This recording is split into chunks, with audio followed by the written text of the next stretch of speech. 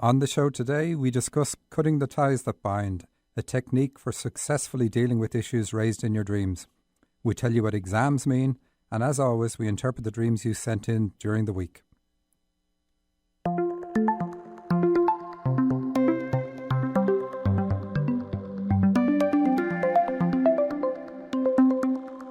Welcome to So You Think You're Awake. I'm Michael Sheridan, and Heidi, Brooke and Susan Pullen are with me in studio today. Hello. Hi. Thanks to everybody who sent dreams to RadioShow at dream-analysis.com or to us through Facebook. You can get our contact details and archives of all previous shows on dream-analysis.com. If you've had a recent dream or one that has stuck with you over the years, feel free to call us on 425-373-5527. We do our best to get the meaning and answers to you on the air. With both Heidi and Susan in studio, you can call for the full package today. Questions on dreams, or information from your guides or loved ones who have passed, or questions on how best to move from where you are now so you can achieve your goals. Again, the phone number to call is 425-373-5527. So, Heidi and Susan, we're going to talk about cutting the ties, and we sort of have to set a background for that. I've mentioned it many times on the show before, that it's an effective therapy for dealing with issues that come up in your dreams. But it's not a common therapy in America, I don't think, even though you actually do it, you do a form of it, Susan. Yes, I do. It's more energetic. Well, I guess this process is energetic, the one that you use as well, but mine is a little bit different. Okay, so you do it in your energy healing. Yes, I do. Okay. Well, we're going to start with a dream that points out clearly somebody who needs to cut the ties. And Heidi's going to read that one first. Okay, so here it is. This is a female dreamer, and I'll starts off, I was on the porch of my aunt's house, who I am named after. We are in Alaska, the place of my birth, and her daughter is riding a small pony tied to a post just at the edge of the porch. I am wondering why the pony is tied to the post, and more importantly, why the 5-year-old is having a riding lesson in 5 foot of snow. I have a desire to cut the rope and lead the girl on her pony on a more adventurous trail away from the house, instead of just circling the post. I also realize I have issues with this particular 5-year-old, and I am apprehensive to confront her. Okay, so very short dream, but very clear. And we have, and you quite often see this in dreams, a tie or references to something being tied. And here, the pony is tied to a post. And anybody who hasn't had daughters, all daughters want a pony for Christmas. So it's a very common thing, and it represents childhood in a child's dream. And in fact, you wanted me to point out that horses and ponies mean different things in dreams. So, horses have to do with healing because of their power, but ponies do not mean that. Do ponies always represent childhood? Well, in this dream, it clearly does, because it's a young girl on the pony. Yeah. And in this dreamer's case, she also used to go pony riding. And we also have that there's, I think we're told she's 5 years old. Are we told that in this dream? Yes, yeah. And the 5 foot of snow. Oh, that's it. Okay, yeah. So we have the 2 5s. So we know it's definitely that for this dreamer. But it can mean other things, It's not a good idea to say a symbol always means a particular thing. So it's best to get the context from the rest of the dream. And in this case, it would really bring her back to when she had, wasn't just childhood, but she also had a view that anything was possible, that she could indeed have a pony for Christmas. And told by the fact that every little 5-year-old will ask for a pony every Christmas until they're around 13. Yes. And they realize their parents are just lying every year. So, and Santa can't fit one on the sled. I think that's what it really is. That's what I was told anyway. So, the reindeers will get jealous because they have to pull it. So, okay. So we have anyway that she's back where she was born. So we know it's bringing her back to childhood there. And the pony is tied to a post. So this says, okay, I think she says as well that it's just going around in circles. So this is saying, look, your life is going around in circles until you cut the ties to your childhood. And the ties here, because of the females and so on in the dream, are going to be about mother. We don't always necessarily know which parent we need to cut the ties with. And usually a lot of us have to cut the ties with both. But the first one, the gender of the first person that shows up in a dream is generally the parent you need to cut the ties with first. And the order is always significant. If you do them in the wrong order, it'll feel like you're getting no benefit whatsoever from doing the process. So part of the process is the therapist figuring out which parent you need to work with, and then you work with that parent, and if you have to do the other one, then that's fine, you do the other one. But people generally, when they finish the process, they have such a positive experience that they're ready to just dive straight into doing the other parent, and that's always something I have to discourage people from. Live in the joyful moment of having completed it, because it does feel great at the end of it all, before diving right in. So anything we haven't covered in this dream? So yeah, the dreamer wants to cut the rope or cut the tie that's holding the pony to the post, and that's really what it's about. But she doesn't want to do it, or she's apprehensive about confronting the girl. I think she said she had issues with the girl, and so we can have that in dreams. We can have somebody we do actually have issues with, but they show up really just to represent that we have issues from that age. And it's not about that child at all. It's about your childhood, and it's about you overcoming your apprehension and doing something to deal with it. Now, this dreamer is very familiar with the process of cutting the ties, and in fact has already done it since this dream has already cut the ties. Any comments on those? I mean, given that you're both familiar with the process. Michael, do you want to say actually what the process is? Okay, so there's two types. The one that I do is where, in a nutshell, you imagine two circles on the ground at your feet, only feet level, and you're standing in one circle, and the parent you're cutting the ties with is in the center of the other circle. Now, it doesn't have to be a parent. You can cut the ties with all sorts of things. But so the parent is standing in the center of the other circle, and you move a light around your circle. So you make a figure eight with this light going around the two circles. And that's a subconscious, not a subconscious, it's a symbolic message to your subconscious, because your subconscious uses the same symbolism as dreams. And this says to your subconscious that in a space of love, which is what the protective love, which is what the circle represents, you want to separate yourself from the parent or the object in the other circle. And they're also protected as well. So it's in that space. So that symbolizes for the higher good, for your higher purpose. You want to bring up all the stuff that is needed to come up for you to eliminate the negative effects of that parent. And it's very simple. You just do it for 2 minutes. You do it in as best a meditative state as you can. But it's quite surprising. Even though you're only doing it for 2 minutes a day, a lot of stuff comes up. And what you try to do at the same time while you're imagining the light going around, and the imagination is what makes this work, you can throw anything you want towards the light. So any anger, any events that you can remember from your past that are unpleasant, you can get the light to take away the negative effects of those. And it could be anything. It could be throwing items of clothing or rocks or whatever towards the light, and it'll carry them into the other circle. At the same time, you visualize all the positive things that the parent held back from you coming to you in your circle. And like I said, it's very straightforward, very simple to do the process, but the effects are very fast. And within about a week, you really see a lot of issues shown in dreams that highlight what's being worked on.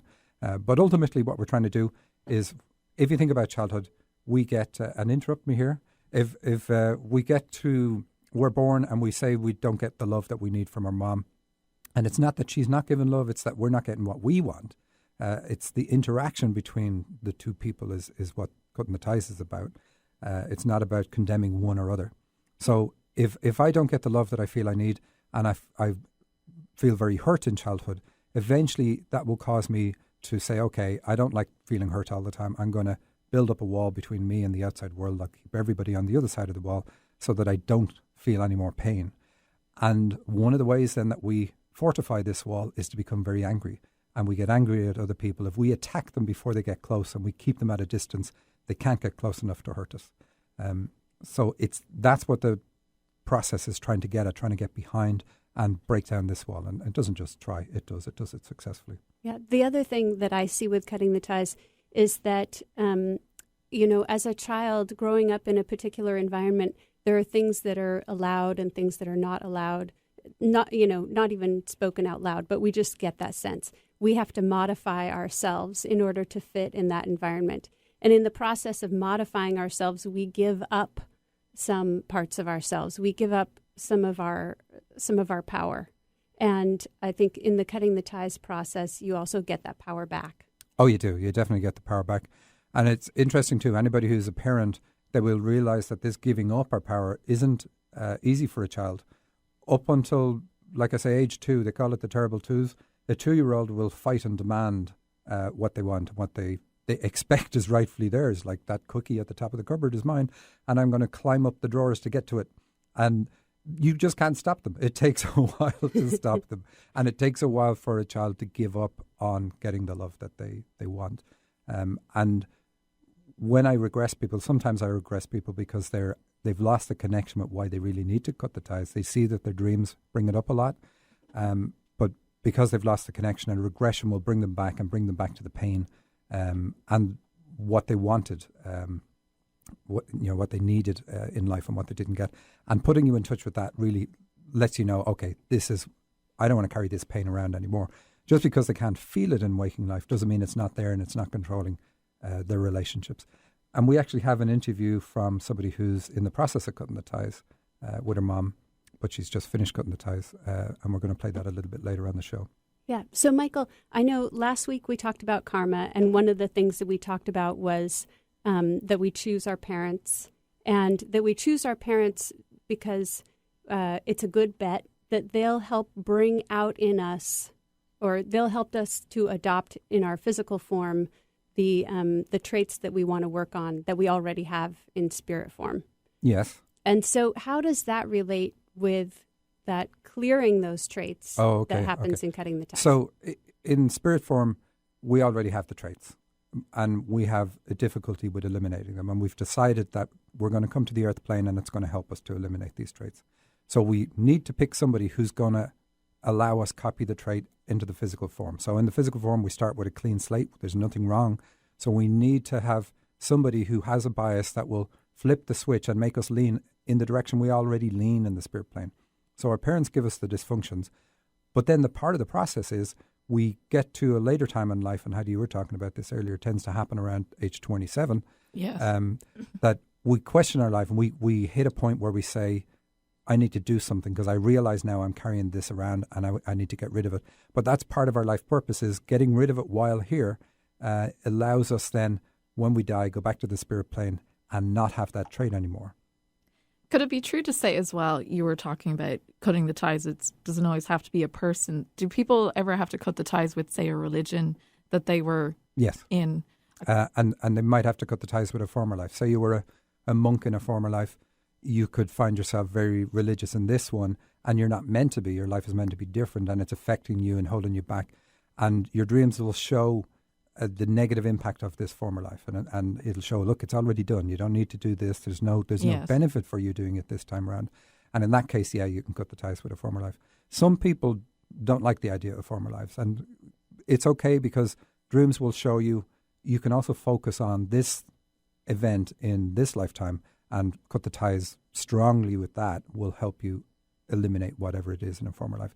People have belief systems, and dreams are always going to show. You can imagine it this way. The way I get across to some people is, okay, even if you don't believe in former lives, just look at the way your dreams are pointing this out. It's like your dreams are saying, imagining that this is reality is the way to heal yourself of this. So imagine it's a reality and then cut the ties with it. And people are okay with doing that.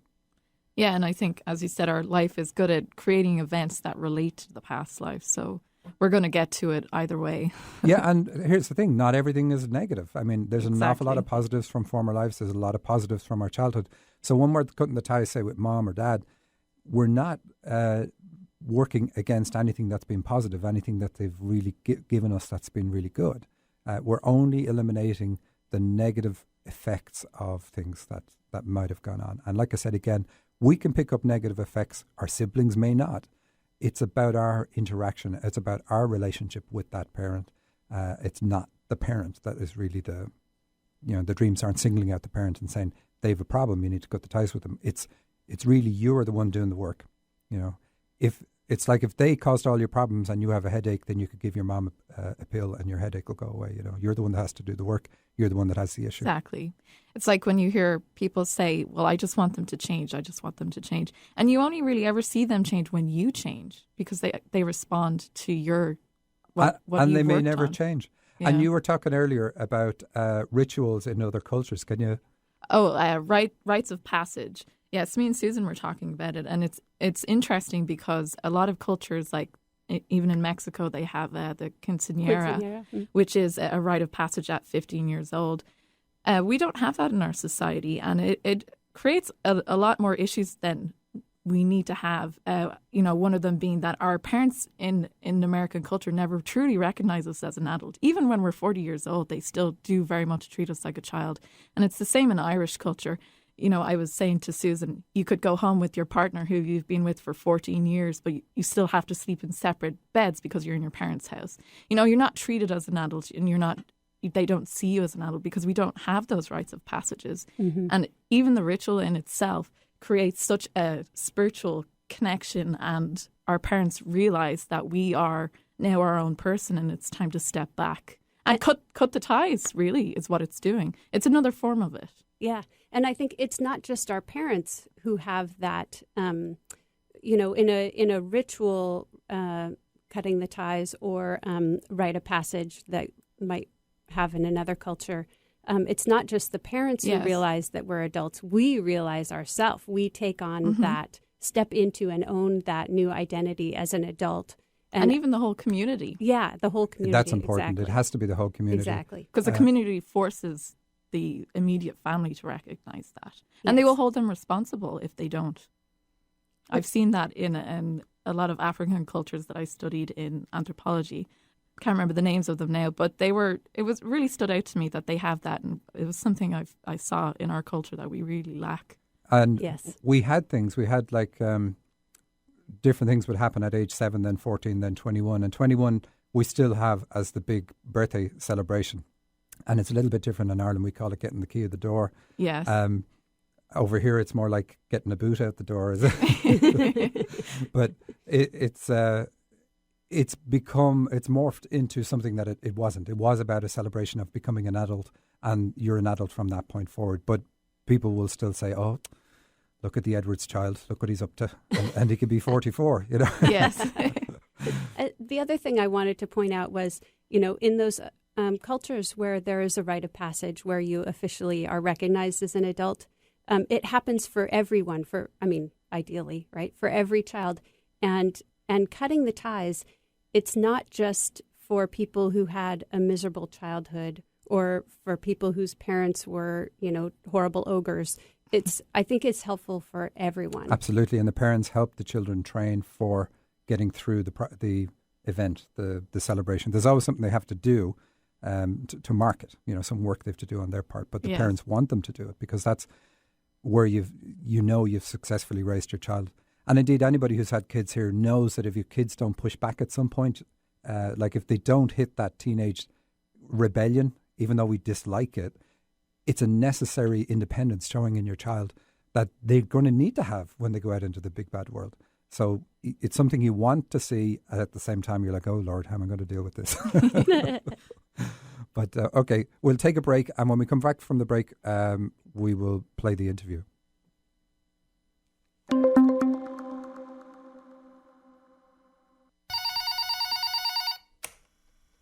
Hello, this is Heidi. How can I help you? You tell me. You're the psychic. That's not how it works. I am a medium. I connect to your spirit guides and loved ones and pass on their messages to you. So why did I call? Use the force, Heidi. Look, I can get answers to any questions you ask. That's not a problem. They can be about anything: relationships, career, children, finances, anything. Anything? Okay.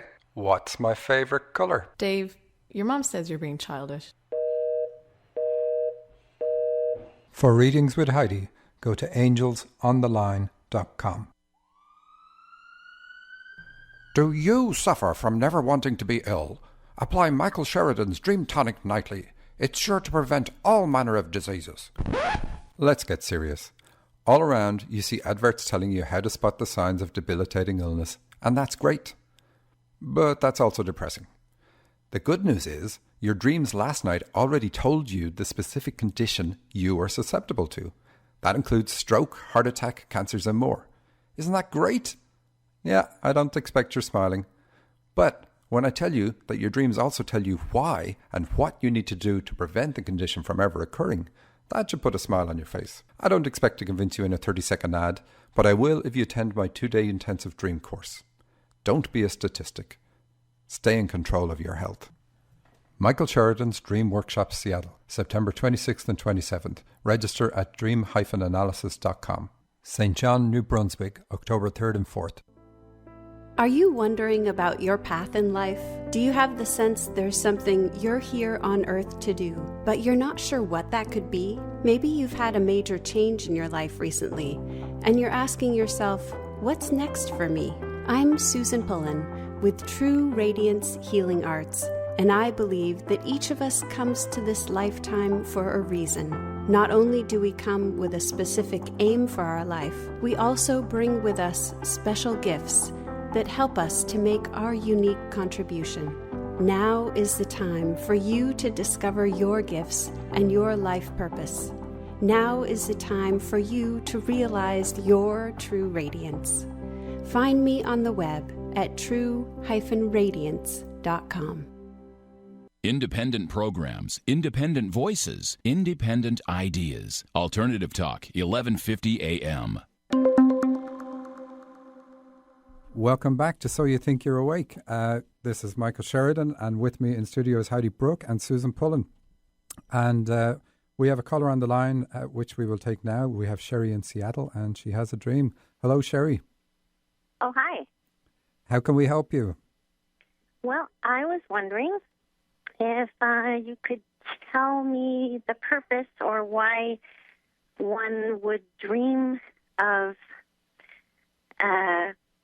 dead people that have full names. They have names. Okay, and are they people you know? No. Mm-mm. Okay, so this is really interesting because for the show after the 27th, I don't know what date that is, Susan and Heidi were going to focus on dreams of dead people. So well, perhaps you can take this one now. Okay, so can I just ask, where were the dead people? What was the setting of the dream? Well, let's see. There have been many over the years. They're just wherever they're in the process of leaving, or they're already gone and they're telling me, what happened. Okay. Yeah. Are you aware that you can connect and channel? Have you been told that by other people, perhaps? I've wondered myself. So you're able to connect to, I believe it's the astral planes, where souls who have just passed on, it's their first point of entry, if you will. You're actually able to connect to higher planes also, but that is your forte, is what your guides are saying. And so dreams, that often shows up in dreams, showing your ability. You are literally talking to dead people. The Sixth Sense movie wasn't wrong when they when they came up with that one. Oh, but Hollywood always puts a terrible spin on things. Yeah. I just mean the phrase. I talk to dead people.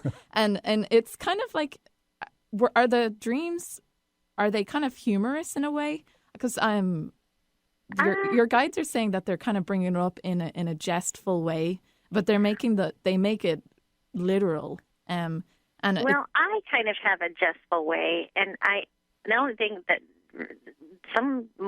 they're not usually scary at all, but I remember when you said that, I just remembered looking at this girl. She had drowned, and we were looking at her body in the pool, and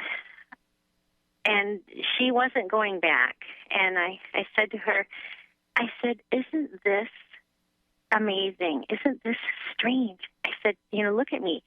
We're talking with each other. I'm here, you're here. We're real. And we never die. Isn't it just amazing? Isn't it just amazing? Exactly. So, Heidi, is she meant to help them across the astral plane. Yes, that's what I'm getting. Especially because that's the first thing that your guide said was that's where you work. That's your forte is the astral planes. And I don't know if this is a correct way of explaining it. Maybe someone else has a better way. But, there are lost souls who are confused when they die. And you are able to explain, which is exactly what you did in that dream. And I would even dare say that wasn't a dream, that actually did occur. Yeah, it wasn't a dream. Yeah. Yeah. And so when you're dreaming, you're actually in this lucid state where you are traveling to the astral planes and you are helping these spirits cross on. And you do that when you're sleeping. You even do it when you're awake. Your higher self does it, but you're aware of it. And I think what your guides would like you to do, which is why you're remembering them as well, is to be it's hard to forget. yeah. You can do that during waking life also. But if you realize that you're helping them, then you can tell them about guides and ask them to ask their guides to show up and help them make the journey. But it is something that you're already able to do. So some people have great skills on the astral plane for various reasons. Talking about past life stuff, there'll be a past life where you learned how to do this, or a time when you were trapped on it for a long time yourself. Whatever the reason is, you've got the skill set. So they come to you, they're directed to you because you and many other people who have this ability specialize in helping them. Symbols. Can I ask you one other question? The fact that some of them have names and they tell me their names, is it just a matter of introducing themselves, or am I supposed to? Because there have been instances where people have died by unnatural means, and it feels, I mean, if they're not. I don't know. I mean, is there some reason why, I'm supposed to have their name? Well, it's showing you how real they are. So have you come across events or newspaper items about anybody that you've contacted after you've contacted them? So the idea would be that you would eventually realize, okay, this is real. I'm not imagining this. Actually, just, one time. But it wasn't... the person, it was the last name, which was very strange, and it had been, I guess, in the area all along, and I never had heard it. Didn't know that they were there, and okay. Well, and then I kept seeing the name. Then it was on a truck, and then it was, I kept seeing the truck, and yeah.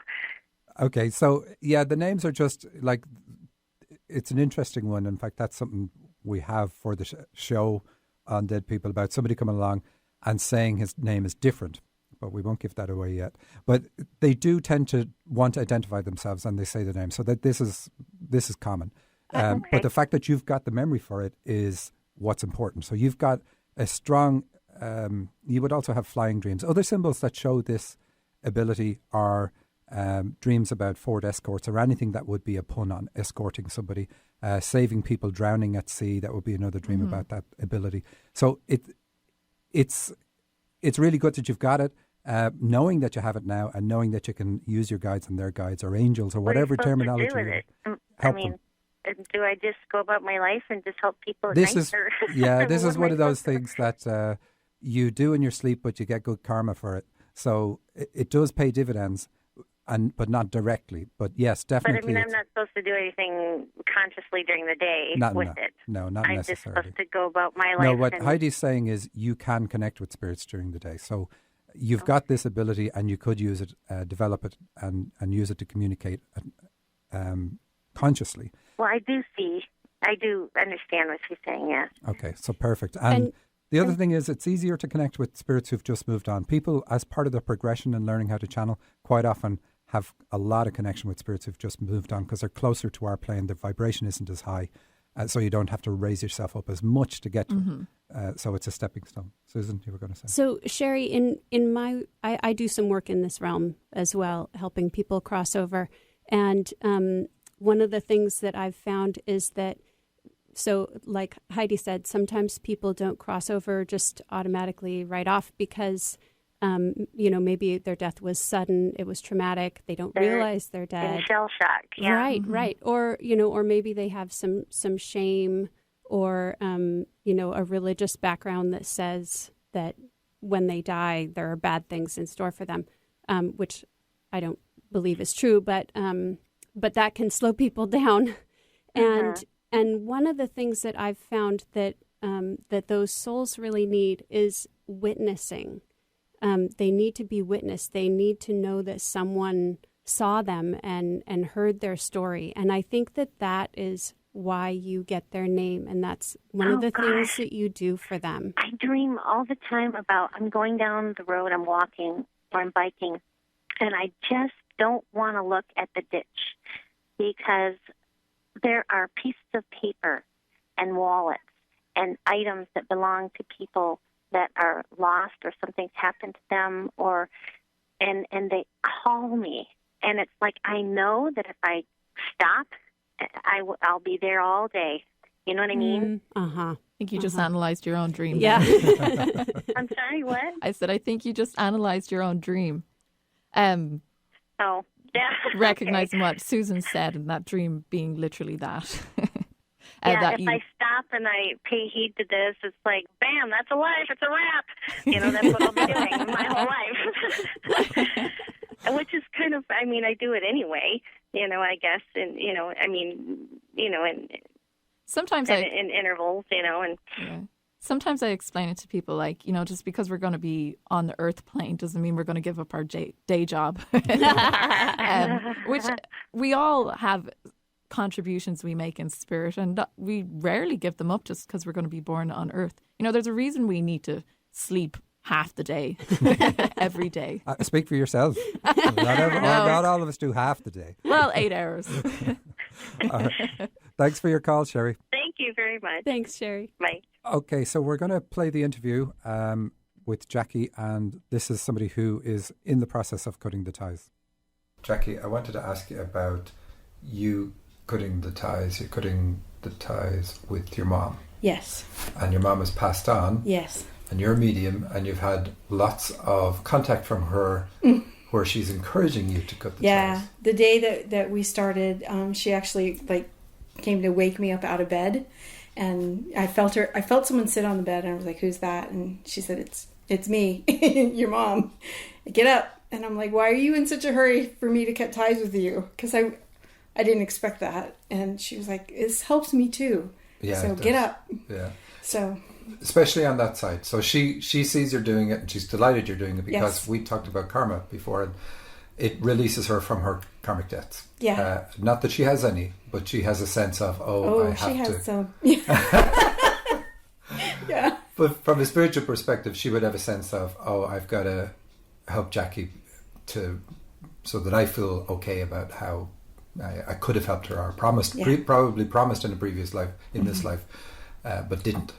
So it frees her from that, because by cutting the ties, you achieve everything you intended to achieve there. So it's like, okay, we're both happy. And then, of course, with her helping you facilitate it. That. It's been really amazing. So today's like the 4th day, and every day. So the first day, when I'm saying she'll focus on something very specific, it's like she's almost presenting me with, okay, here today we're going to deal with this. When she shows up in the other circle, she already knows what we're going to process, and she kind of delivers that to me telepathically, and I'm like, okay, so good, we're going to talk about this, and then I go through the whole process of going deep into what that was. So like the first day, it was about her guilt. The kind of guilt and shame that she carried was just huge, and so I think we're going to have to touch on that again. I think we just got part of that, but every day she's got something different that she wants to focus on that we're going through. Today it was about controlling and manipulating. And of course, she picks on things that may have been her traits, but they affected you in some way. So by focusing on those and cutting them, it removes the impact of them on you. Yeah, and today it was really interesting because when she showed up in the circle, I also saw my ex-husband's face, because in that particular thing, in the controlling and the manipulating, they were very similar. So I felt like I was kind of cutting ties with both of them, not just my mom, definitely my mom primarily, but also with those patterns that I carried over into that relationship. Absolutely. Because of it. Well, I say it all the time, people will be fed up with this, but we marry a partner or pick partners who have the same traits as the parents. Absolutely. It's a comfort zone. It's what we're familiar with, so we choose it. Yeah, no, I wouldn't necessarily say not comfort. consciously. It's a familiarity. It's a familiarity. Yes, I agree. Not comfort zone in the sense of being comfortable, but in something that we are definitely familiar with. So you're absolutely right, and that's your own ability showing you what it's also doing. Most people wouldn't see that. You know, they would know it intellectually, but wouldn't get to see it. So you have an advantage there. So by cutting the ties with that trait, it does prevent you from picking a partner with those traits in the future, which is fantastic. I'm with a partner right now who is not that way at all. So I feel like that's okay. Some of the shamanic work I did before I met him actually helped. I'll have a chat with him afterwards and tell him he might have to step up a bit because you've now raised the bar. So the benefits, in 4 days in, you're already feeling benefits. So definitely. That's interesting. I mean, it typically will take about a week, but. So that means that you were already actually starting this process before we met and started the process. Oh my gosh. Okay. Well, good. And that's also typical. Once you make the commitment and you're going to carry it through, then your guides say, well, there's no need to wait. Let's begin. Well, I wonder if the dream that you did for me on your show last week, the Warzone dream, if that was actually kind of setting the stage for it, because it was based on that dream that you were like, we really need to do this. It's time to well, that's true. If you hadn't sent that dream in, I wouldn't have phoned you afterwards and said, hey. Yeah, I'm concerned. Yeah, there's something here you might want to look at. Yeah, so I appreciated you. Yeah. Okay, well, that's good. So what made you want to cut the ties? Well, I was definitely feeling... So I've had a lot of dreams that are showing me that I'm not showing up in my relationship the way I need to, and I know that has a lot to do with fear around relationship, which of course I have fear based on my own past experience with relationships. I've been married twice, but my mom was married 5 times, so definitely fear around deeply committed relationship just based on family history and specifically mom.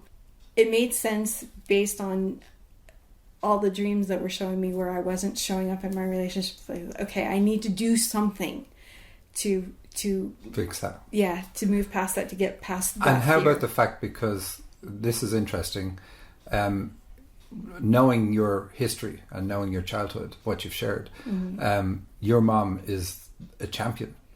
Yeah.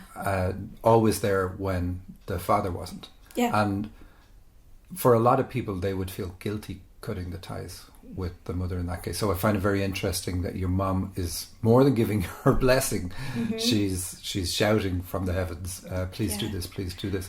But how did you feel about that? If you didn't get that endorsement from her, would it have made sense to you? Or would you have felt terribly guilty that this is not something I should do, because without her, she suffered tremendously to give you a childhood. Yeah, she really did. And so but even then I wouldn't have felt guilty, just because since she died, and she died like 14 years ago, and in that amount of time I've been able to process a lot about our relationship and to be able to see it for what it is. And also, the work that I do, the shamanic work, I'm able to see the karmic interactions and the sacred contracts that we make and understand what that's about, and not take a lot of those things that have happened in the past so personally, because I know it's all part of building me to where I needed to be. Yeah. And that's what she and I both agreed to before we came here. So it takes away a lot of that, the tenderness around anything that happened.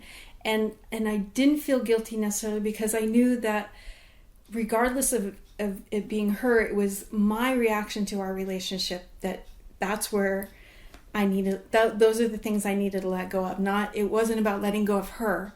It was letting go of the stuff that prevented me from really appreciating her the way I should and appreciating myself the way I should. It's that gunk that builds up in a relationship. So no, I didn't feel guilty about that. And if anything, even 4 days into the process, I have so much more appreciation and love for her and what she went through, because as you let go of the crap, you really see the beauty. And so, it's a really healing process. Okay, excellent. And you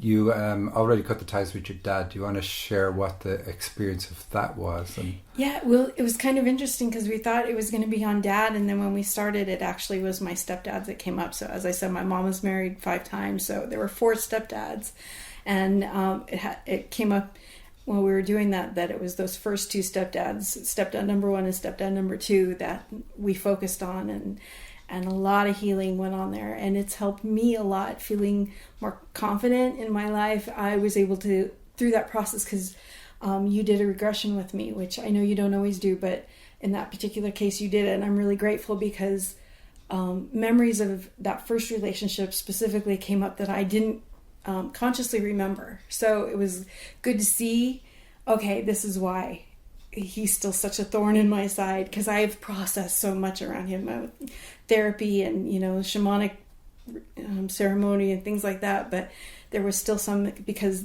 there were memories there that I had kind of repressed, and it came up through the regression, which was really nice. And then I could specifically focus on, okay, when you did this, and let that go.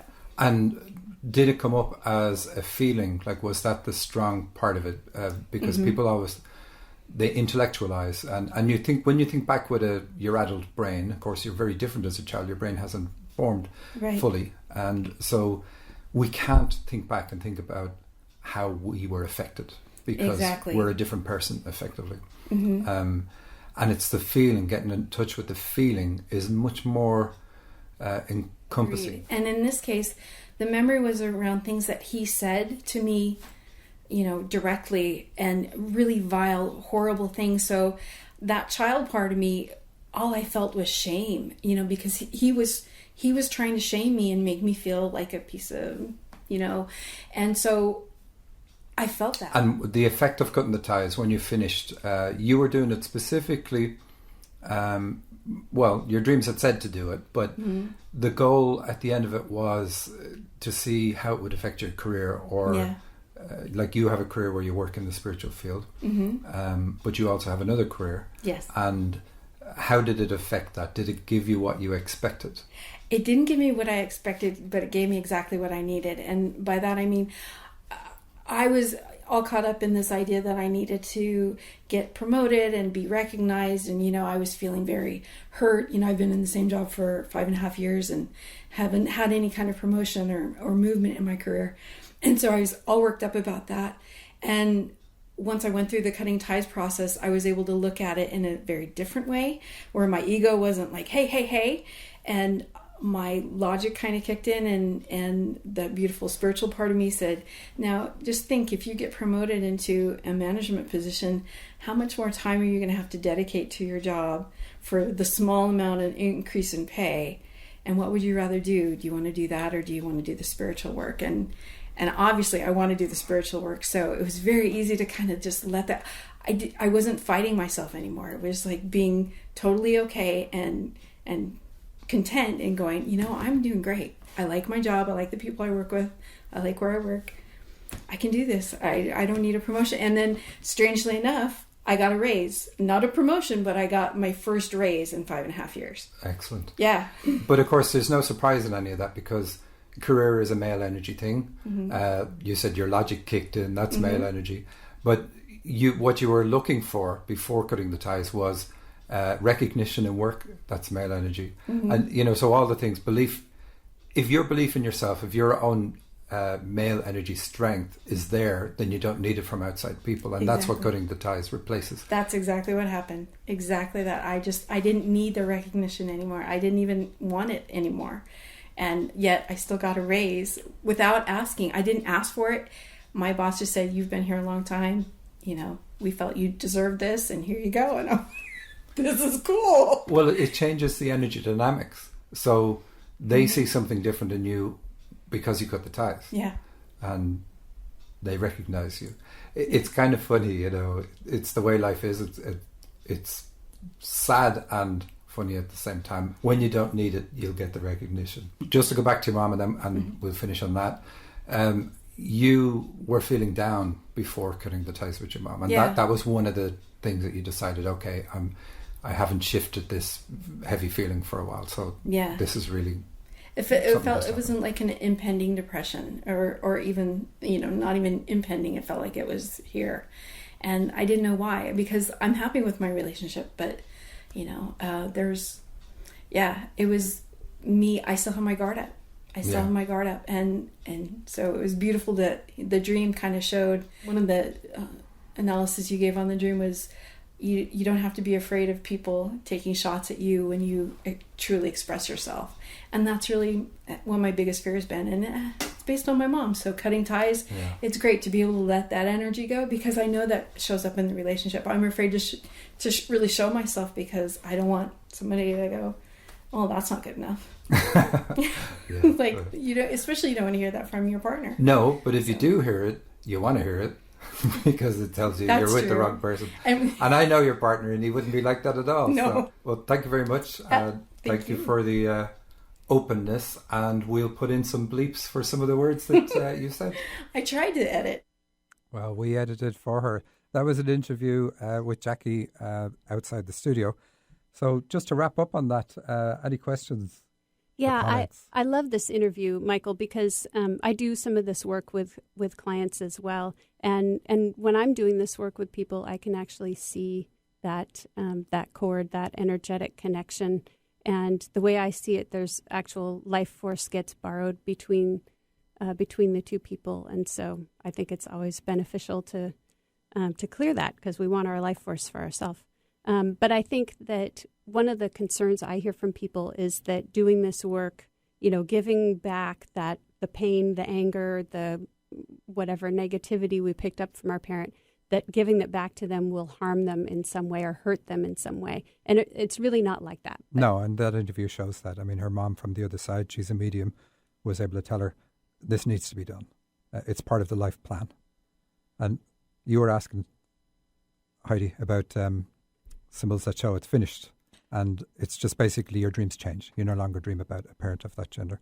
So we want to move fast on because we want to cover some dreams. Yeah, you were saying at the beginning we're going to cover exams, which is the future symbol. I often dream about taking exams. And in Ireland, it's called the Leaving Certificate. It's a very good and a very common dream. We had a dream with this in it, which we're going to skip because it's long. We'll do it next week. But it's about you're only allowed to sit an exam when you have studied the material for that particular course. So it says that you are now ready to move from one state of consciousness to another. That's what it actually means. So you're going to finish with one phase of your life and do something completely different. Just like when you do your final exams, you go into the working world, or you might go on to university if you're going from high school or the Leaving Cert. But life changes dramatically. But it's your higher self saying you're ready to make that change, even if you feel you're not ready to make that change. So let's have a look at some dreams. And the first one we'll take is from John. Okay, so John says, I had a dream that I was at the back of a boat. The boat was made of new timbers, but it was only the skeleton of the boat. There was no skin on it. It was on a fast-flowing river, but the boat was barely moving. There were other boats with others on them zipping past, some slow, some fast. I walked to the front of the boat, and the boat then sat evenly on the water. It started to move forward very, very quickly. It was progressing over many rapids, passing all of the other boats that had passed us earlier. Even though the boat was moving really fast and across the rapids, I didn't even have to hold on. I was able to just stand there and keep it balanced. Okay, and this is a really good dream. It's about this guy's career. It's about John's career. And it's telling him to move forward as he is now. He doesn't need to put a skin on things. So he knows what that is about. He's working on a project, and he's got it. He's got the skeleton of it together, and that's what really the dream is showing. That he's got the skeleton of the boat together, and this boat is going to allow this project in his career is going to allow him move forward.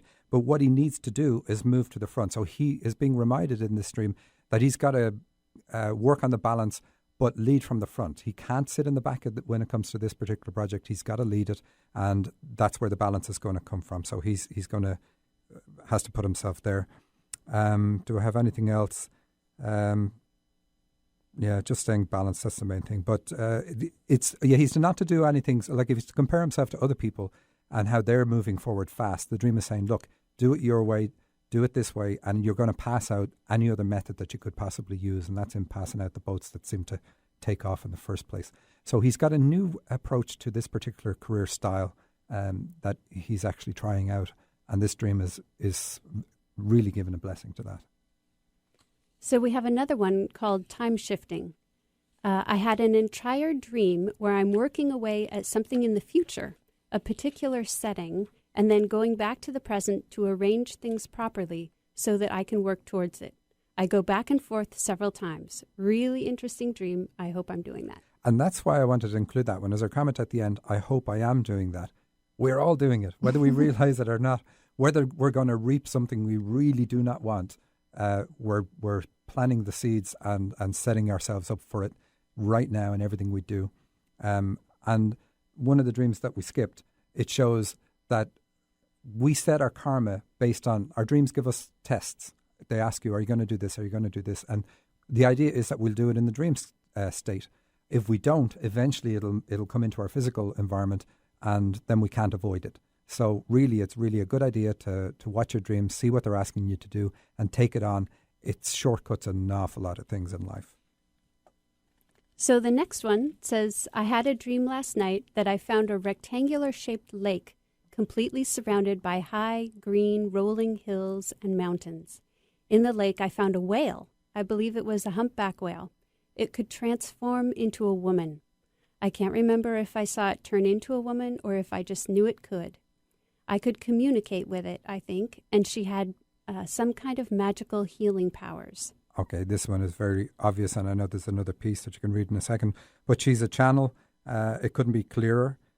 We have the reference to communicating with the humpback whale, and I've said it many times before, whales represent channeling. I won't go into why. But so she has that ability, but she's limiting it because it's a square. Well, first of all, because it's a lake, and then also because it's a square lake, and squares represent something that we're limiting or we've boxed in. So she needs to do something to get this going. And the green rolling hills and mountains, green is the color of the heart chakra, so it's saying you need to work on the female energy aspect. That's going to help your channeling ability. And now the next piece. Now the really weird part. I remember later on in the dream, some time had passed and I was coming back to visit the lake, and I saw local village people desperately searching for this lake and this whale. They were carrying what looked like small stones, claiming they were dried up vampire hearts. I don't remember why they had them. Anyway, I panicked that they would find the whale, so I ran to the shore of the lake and jumped in, swimming frantically and calling out for the whale. And that's a really good end, apart from the vampire hearts, which is really funny. But the hearts, I said, is about getting into the female aspect. So we have this dried up heart. It seems a bit over the top in a dream, but a dream is showing you, look, you're being very intellectual. Vampires are able to project and control people's minds. It's about you being very intellectual and controlling with your mind. So it's saying, look, you're too analytical. You need to get down into your heart, breathe some life and love back into your heart. And that's what you're going to do in order to develop your channeling ability. Anything I skipped in that dream. But jumping in is great. So it's, saying, look, dive in. This is what you need to do. And give it an outlet, because the lake doesn't have an outlet. Yes, absolutely. Yeah. Okay, we have a question from a listener. Does smoking a cigarette in a dream have a different meaning depending on the context, or is it always the same? Not always the same, but it's generally going to be about addictions.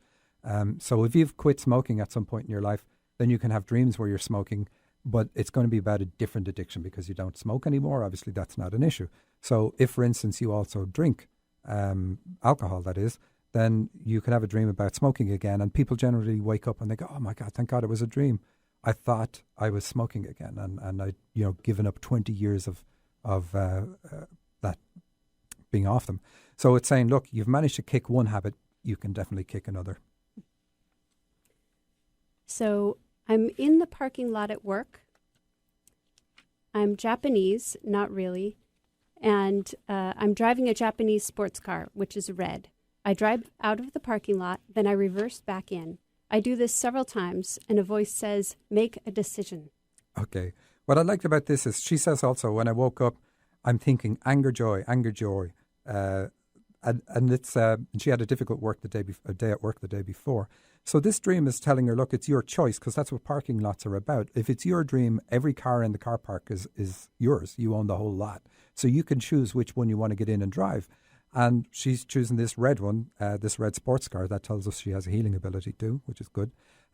So it's her choice whether to be happy or not with regard to what she's doing. This lady also had dreams where they told her, and we did them on the air, they told her, you need to quit work and get into your spiritual field. And I don't know if she's done that or is planning it, but it's just funny because the dream is saying, make a choice, make a choice, make a choice. Okay, we are almost out of time then, so we're going to leave it at that. Thanks to Susan and Heidi for being here. Thank you. Thank you. And we were going to do lucid dreams. You're going to do lucid dreams in 2 weeks' time. So if anybody has lucid dreams, please do send them in, and they can cover that. Thanks to our producer and engineer, Eric Ryder. Thank you for listening. Remember to send your dreams to radioshow@dream-analysis.com. And until next week, we leave you with this quote: happiness is a choice that requires effort at times. And that's by Aeschylus.